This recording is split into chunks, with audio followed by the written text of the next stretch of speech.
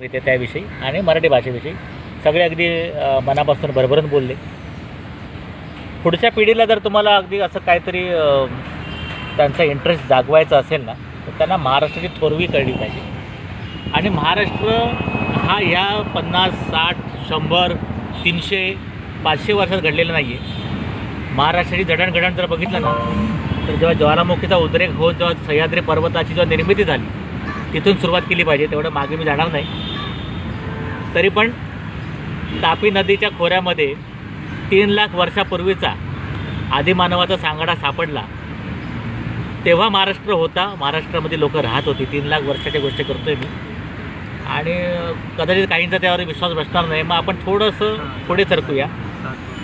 ऋग्वेदाच्या काळात म्हणजे अश्मयुगानंतर लोहयुगाच्या वेळेला ऋग्वेदामध्ये अपरांतक असा उच्चार आहे महाराष्ट्राचा. अपरांतक म्हणजे पश्चिमेकडचा देश, भारतामधला पश्चिमेकडचा देश. अपरांतक असा ऋग्वेदकालीन उल्लेख आहे, तो हा महाराष्ट्र.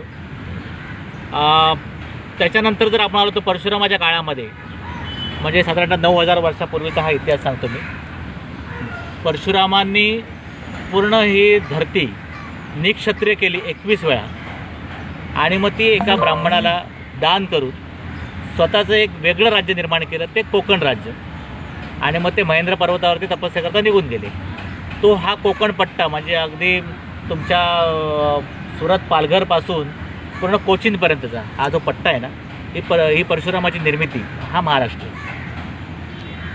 आणि ते जे महेंद्र पर्वतावरती गेले ना, तो आजचा महेंद्रगिरी. तुम्ही आज जर चिपळूणला परशुराम लोटेजवळ गेलात तर तिथला तो 1000 फूट उंचीचा जो एक छोटासा पर्वत आहे ज्याच्यावरती परशुराम लोटेचं मंदिर आहे, त्याला महेंद्रगिरी पर्वतच म्हणतात. सुंदर आहे ना, त्याला महेंद्रगिरी पर्वत म्हणतात.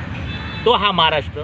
त्याच्यानंतर रामायण काळीन जेव्हा त्यांचं खरं कर्तृत्व दाखवण्याकरता 14 वर्ष वनवासात गेले, तेव्हा ते दंडकारण्यात आले. ते दंडकारण्य आपलं नाशिक म्हणजे पंचवटी, जिथे आजही आपण रामाची पूजा करतो. पंचवटीमध्ये आपण जातो तीर्थक्षेत्र म्हणून. तिथेच सीतेचं अपहरण झालं होतं. मारीच राक्षस म्हणा, शूर्पणखा म्हणा, रावणाने येथे येऊन जटायूशी युद्ध केलं. या सगळ्या घटना सगळ्या महाराष्ट्रातल्या. म्हणजे त्यावेळेचा तो महाराष्ट्र दंडकारण्य.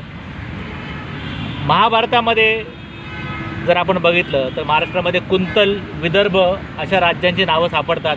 ही सगळी महाराष्ट्रातली. जेव्हा युधिष्ठिराने त्याच्या ज्या युद्धामध्ये जेव्हा पराभव झाला युधिष्ठिराचा, तेव्हा त्याला सांगण्यात आलं होतं ती एक कहाणी आहे, ते कथानक आहे. नळ दमयंती, नळ राजा आणि दमयंती. दमयंती ही विदर्भ राजाची कन्या. विदर्भ राज्य कुठे आहे? महाराष्ट्रात. नळदुर्ग किल्ला, हा नळाचा किल्ला, हा कुठे आहे? नळदुर्ग, उस्मानाबाद. म्हणजे तो आपला महाराष्ट्र.